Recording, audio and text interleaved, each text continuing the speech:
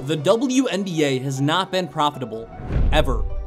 Their stars are paid pennies compared to the NBA because not enough people have been watching women's hoops. Now, the most popular women's player of all time has shown up, raising attendance, revenue, and yes, salaries. But her fellow stars are hating on her? Why? The WNBA is hilariously jealous of Caitlin Clark, especially one rookie who is obsessed with riding Clark's coattails. And you already know who that is. Before that, someone you've never even heard of is saying, but I think it's like from a freedom standpoint too. I haven't seen a player with that type of green light before in college. And that's Lexi Brown, a career bench player, saying Clark put up huge stats because of freedom? I haven't seen a player with that type of green light before in college. That's fair enough. That's all I'm saying. I've never seen the style of what she plays.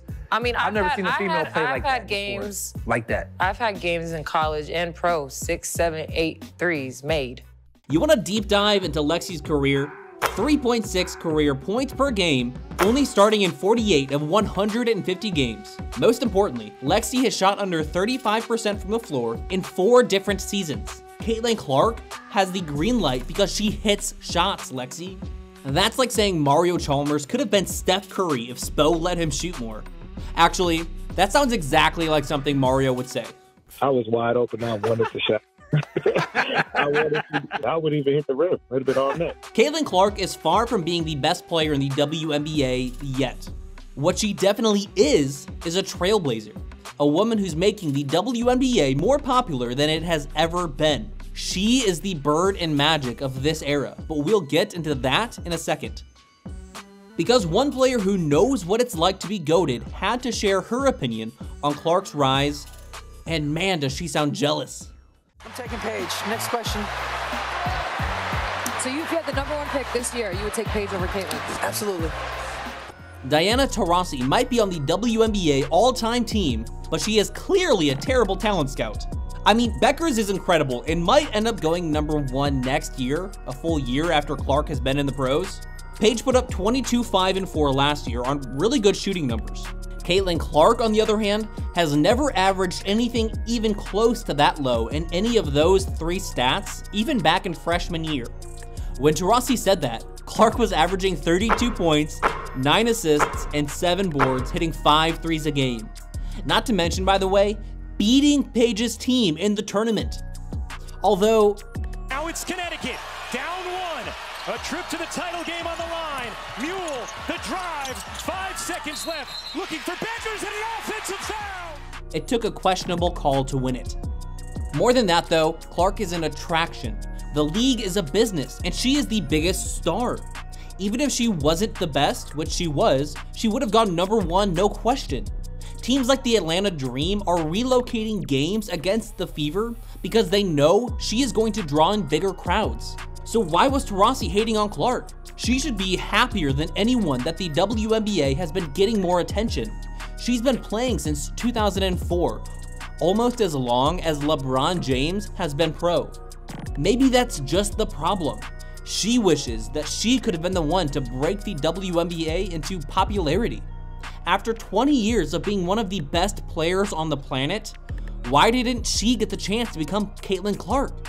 Clark, on the other hand, has been nothing but gracious to the all-timers who laid that foundation.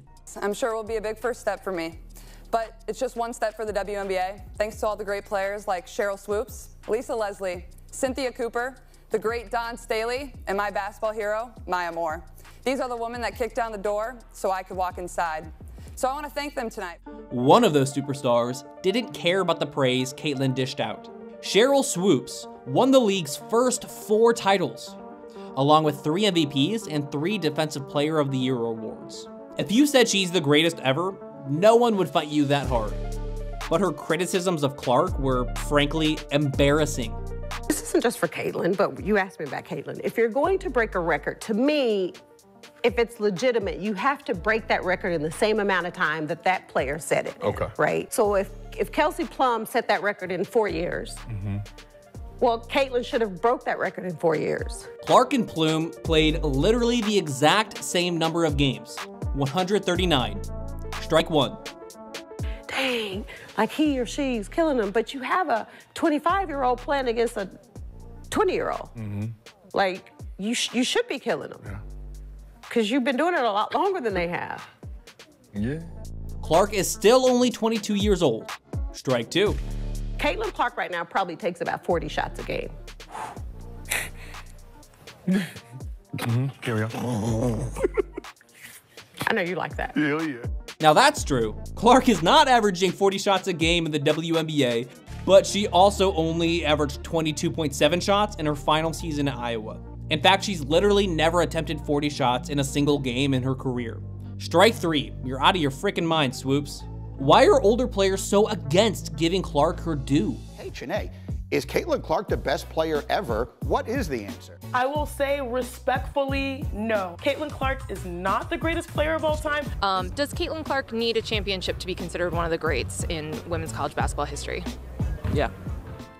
Breanna Stewart won 4 titles in 4 years, so maybe she's allowed to criticize. But she's also one of the most outspoken players about pay discrepancy in the league, and one of the smartest women in the league. She knows that someone like Clark is good for the WNBA and women's sports as a whole.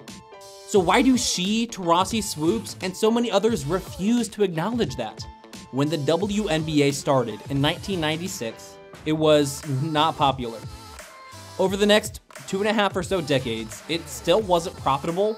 The only reason it continued to march on was that the NBA was supporting it, hoping and believing that women's basketball can be legitimized as a professional sport. 40 years ago, the NBA was in the same position.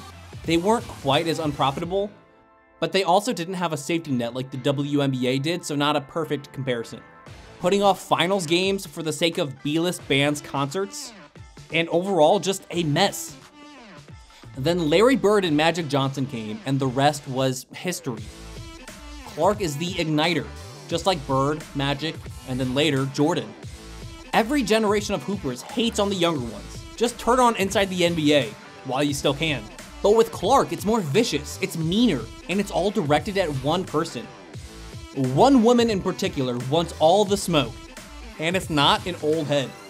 Caitlin Clark kind of plays like Magic, but with range. She's flashy, fun, a great passer. So who is her Larry Bird? Angel Reese wonders why it can't be her, and she hates Clark for it. If I want to be that, and I know I'll go down in history, I'll look back in 20 years and be like, yeah, the reason why we watching women's basketball is not just because of one person, it's because of me too, and I want y'all to realize that. These two were born to be rivals. And just looking at that, like, I'll take that role. I'll take the bad guy role, and I'll continue to take that on and be that for my teammates. Now, is Angel Reese chasing clout, or is she right? When we look back at the year the WNBA started booming, will we say her name and Clark's back to back? Let us know in the comments, then watch one of these videos next. Listen to The Wrong Opinion, useless NBA trivia, and garbage rankings for more NBA content.